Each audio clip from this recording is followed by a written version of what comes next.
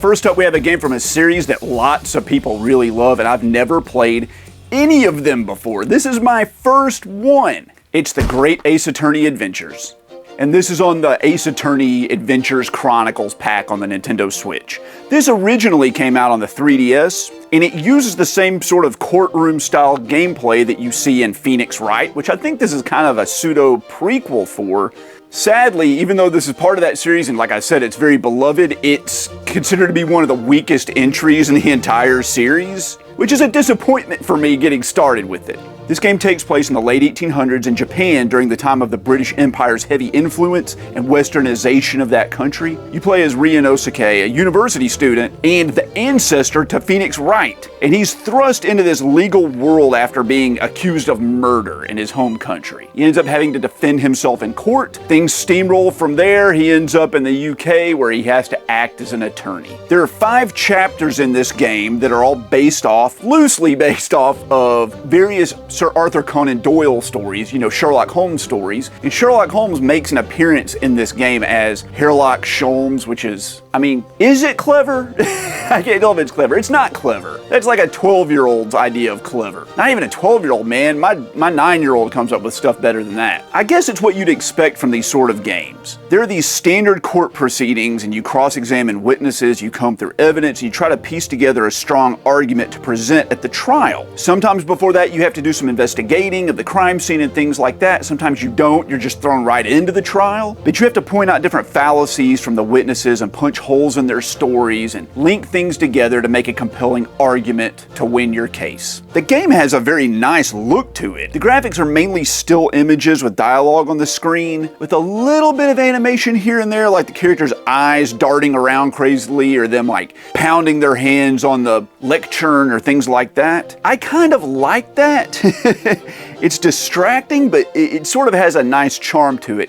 And the art style is beautiful. The backgrounds and the scenery and things are all done extremely well. There's just not a lot of animation. The music is extremely good and very epic, and that really helps keep the energy level up of this game, which you need because it's just mainly dialogue and selecting choices. There's no real gameplay in terms of moving around or punching things or quick time events or anything like that. So you need upbeat music to keep the energy level high, which I appreciated, and it was very catchy and I did enjoy it. I have played the Danganronpa series and I love the investigating in that game, and I really like the courtroom or the trial sort of phases of the game. And I was really looking forward to this because, like I said, everybody's told me how amazing it is, and I did enjoy a lot of the courtroom proceedings. It can be fun trying to find the right evidence to strike down a statement and things like that. But I will say this game is way too long. It's 5 chapters and each one is longer than the last one. In fact, the last chapter took me 8 freaking hours to finish it. 8 hours! I thought I was halfway done with it, and late one night I just decided I was going to finish the game off, and I ended up playing till 3 o'clock in the morning. Trying to finish this game. The characters just won't shut up. It has that classic anime trope where every character in the scene has to comment on everything that happens in the scene, and they don't rely on you to remember what's going on. So you'll cross-examine a witness, they'll make their statement, and they'll say, I found myself over on the corner near the bookstore and I saw all this really bad stuff happen. And then it'll cut over to you and the character will internally monologue to himself, that's interesting that he was over by the corner of the bookstore and he saw all that happen. And then it'll cut to the legal assistant and she'll say, maybe we should remember that he's over by the bookstore and that he saw a lot of strange stuff happen. Maybe we should go back and question him again about this statement. Maybe we should push him harder. And then the main character will internally monologue to himself, pushing him harder? It's strange she would say something so informal like that. But maybe we should question him again and push him a little harder. Then you go back and question the guy again, and it just goes on and on and on and on and on and on and on and on. It's too verbose. We don't need to do that. The game needs to rely on us to remember what was just said. We don't have to rehash every fact that happens over and over and over again. And I have to say,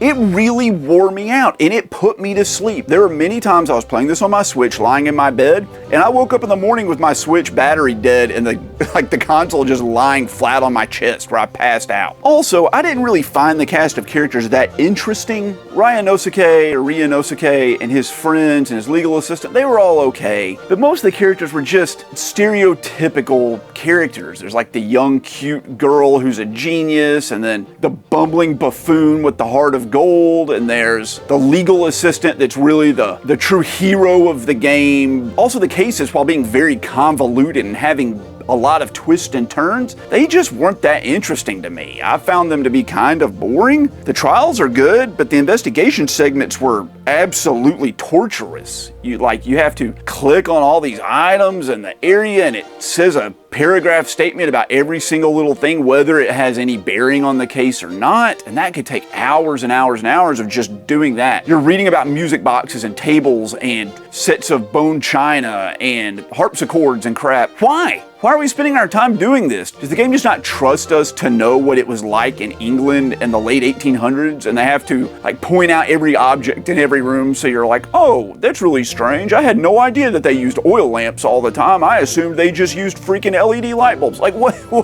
The game just doesn't trust you. It doesn't trust you to keep up with what's going on and to understand the context of the game. And that's what really drove me crazy. Also, the game ends on a flipping cliffhanger, and I should have known that because it's on a double pack on the Switch with the sequel to this game, but it leaves you with more questions than answers. This game is over 30 hours long, and it really should have been about 8. And I'm kind of dreading playing the second one, to tell you the truth. Is this game just bad compared to the other Phoenix Wright games? Are they more fun? Because I'm not pumped about the series anymore, guys. I have to say, I'm kind of considering dropping all of those games off my wish list because this left such a bad impression. While the game started off pretty strong, it really drug on way too long, and I was absolutely exhausted with it at the end. So sadly, The Great Ace Attorney Chronicles is only a 6 out of 10. It's okay, but I don't really feel like it's worth the time commitment to get into it.